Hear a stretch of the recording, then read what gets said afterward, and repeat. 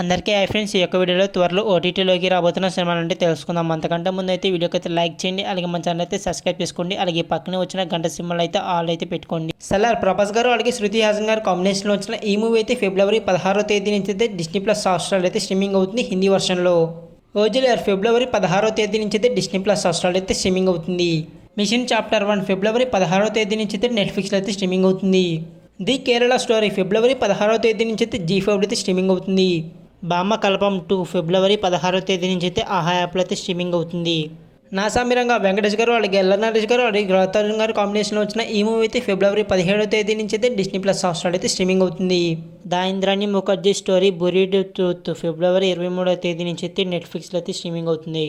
వలరి మార్చి 6వ తేదీ నుంచి అయితే ఈటీవీ విన్ యాప్లో అయితే స్ట్రీమింగ్ అవుతుంది. ఫైటర్ మార్చి 21వ తేదీ నుంచి అయితే నెట్ఫ్లిక్స్లో అయితే స్ట్రీమింగ్ అవుతుంది. ఇవన్నమాట త్వరలో ఓటీటీలోకి రాబోతున్న సినిమాలు. వీటిలో మీకు ఇష్టమైన మూవీస్ ఏంటో కామెంట్ చేయండి, అలాగే వీడియోకి అయితే లైక్ చేసి మన ఛానల్ అయితే సబ్స్క్రైబ్ చేసుకోండి. Thank you.